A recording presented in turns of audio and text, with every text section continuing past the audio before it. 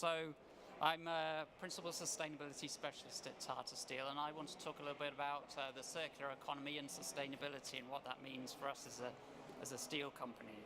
So I thought I'd start with this slide here, which just shows it's actually the inside of a gas collection system that we have on our site in Port Talbot. And that's about reusing some of the energy that we have, waste energy on our sites, really as part of a process of reducing energy use but also carbon emissions. And this is about how we make use and reuse materials as well and reuse energy. So that's just an illustration of how it links to the circular economy. Before I go in to talk about the sustainability, about the circular economy in more detail, I thought to take you through some of the context of sustainability.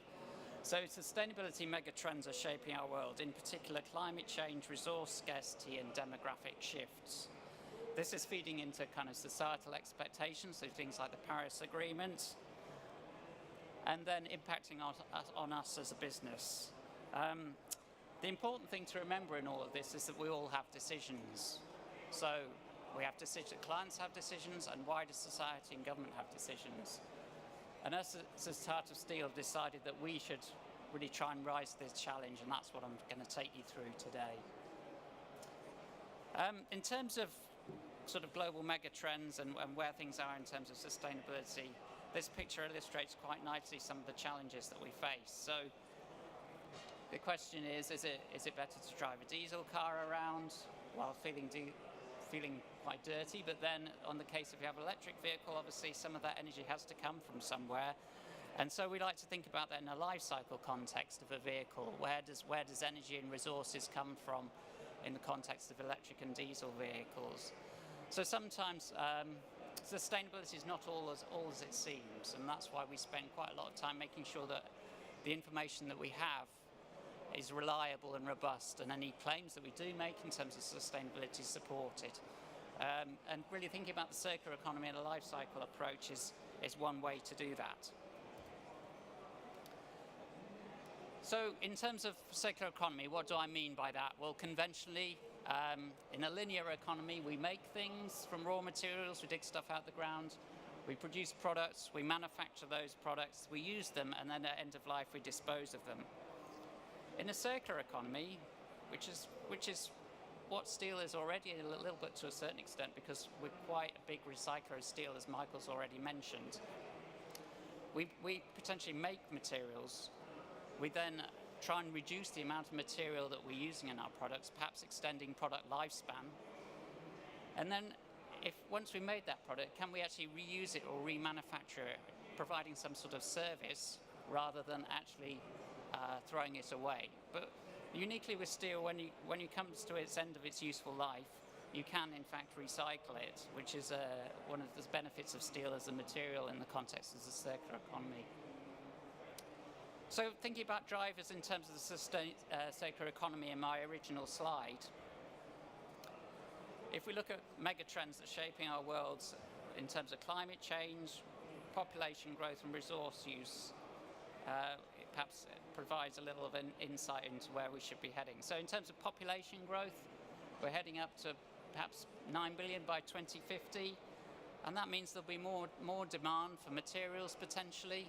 So how do we meet that demand while still kind of producing products and materials? So that's one driver of the circular economy. The other aspect is we have limited resources. So in fact in Europe, in terms of critical raw materials and raw materials available globally, we're not blessed with a lot of these materials. So in a sense, whilst there'll be increasing demand, this resource scarcity is increasingly becoming an issue.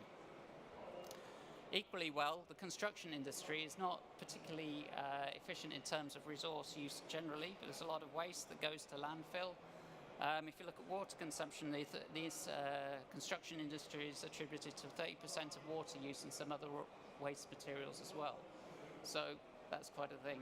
And if we try and make things a bit more circular, try and reuse and remanufacture materials as well as recycle those, McKinsey have estimated by 2030 about 1.8 trillion euros could be generated per year if we fully adopt a circular economy.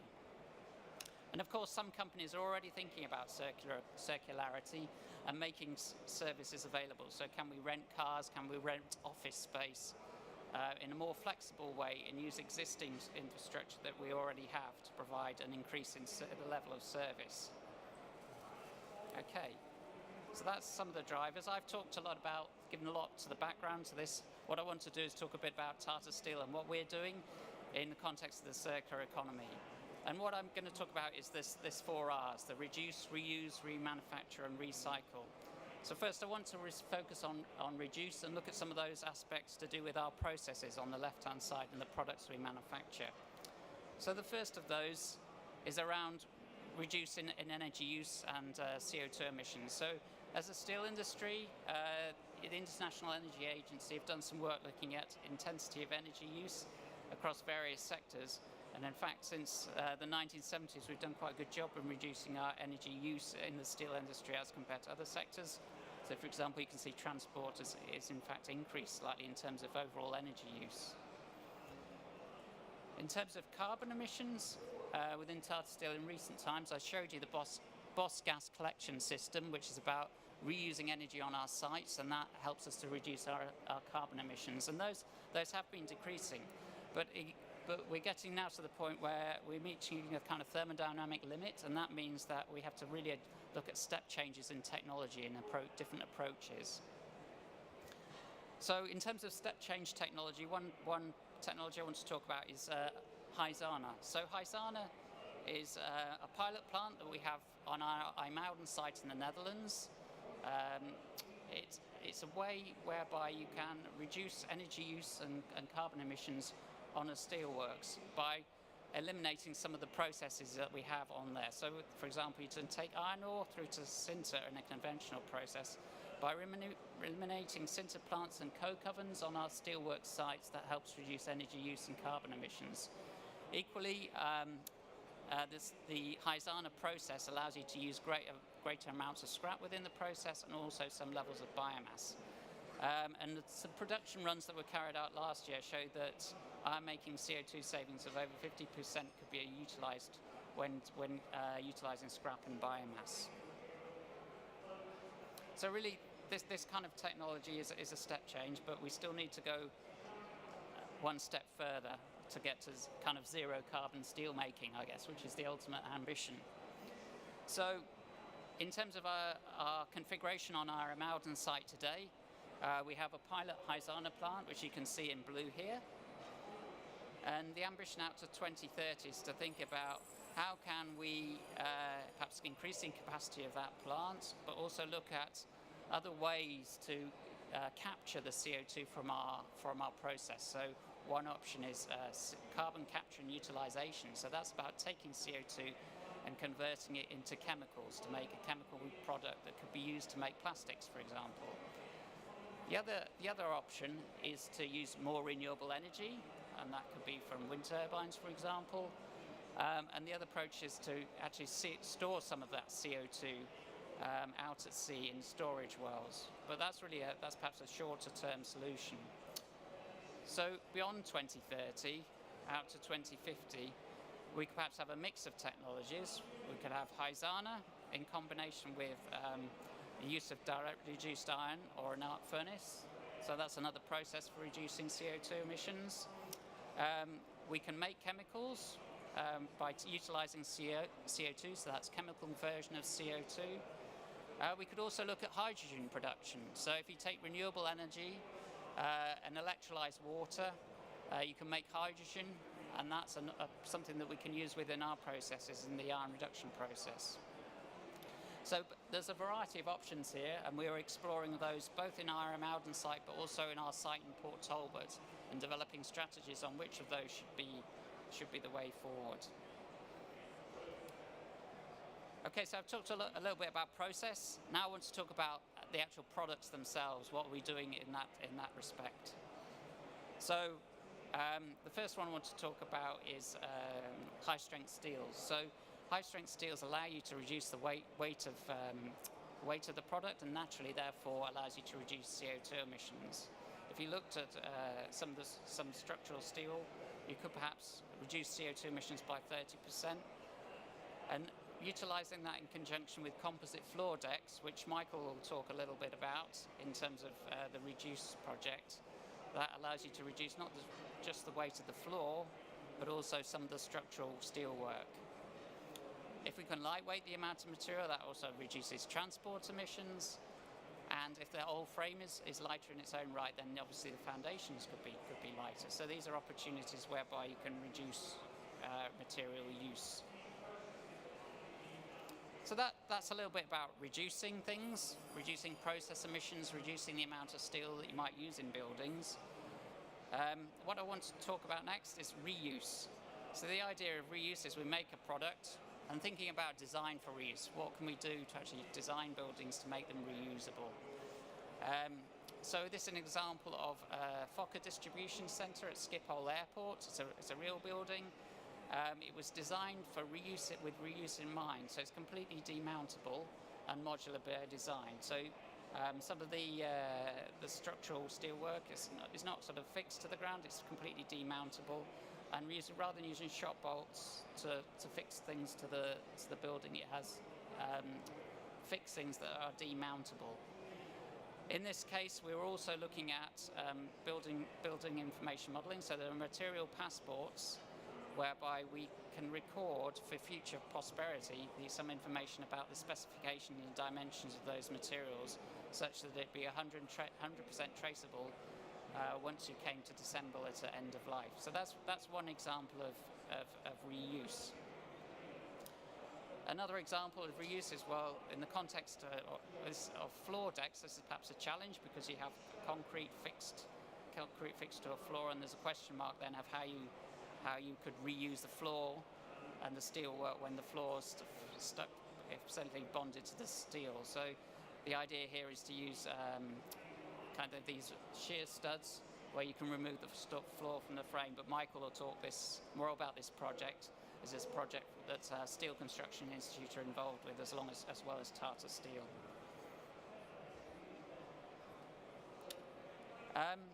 Then in terms of other examples of remanufacture, this is quite a nice example, very specific to the UK. This building was an aircraft hangar that was built in 1942 in the Second World War.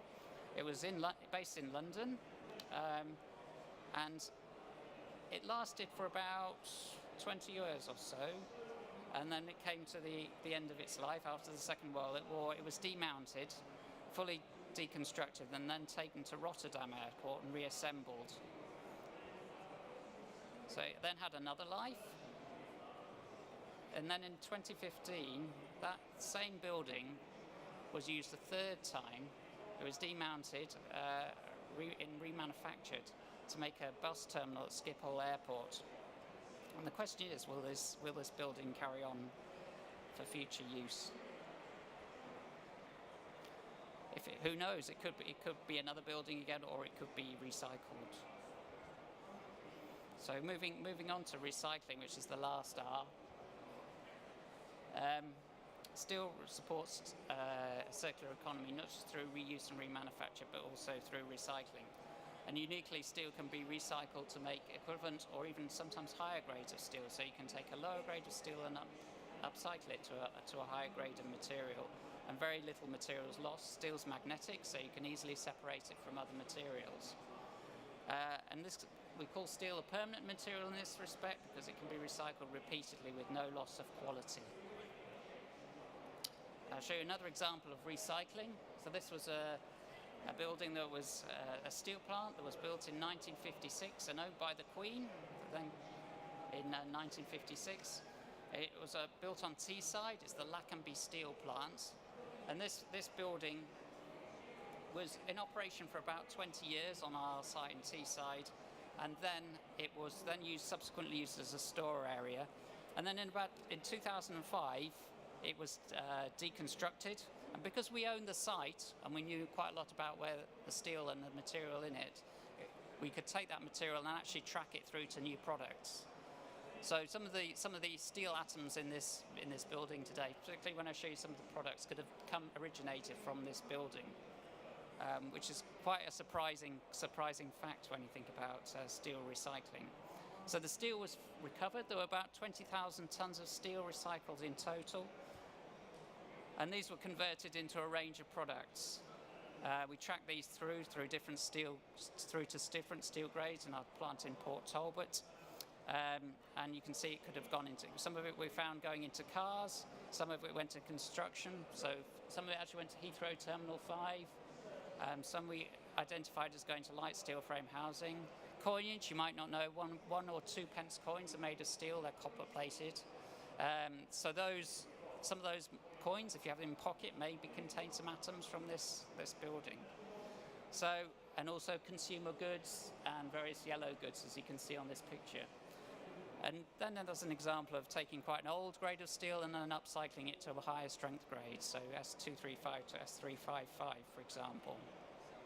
So that really nicely illustrates a real circularity and something that's been going for some time. So that's my presentation.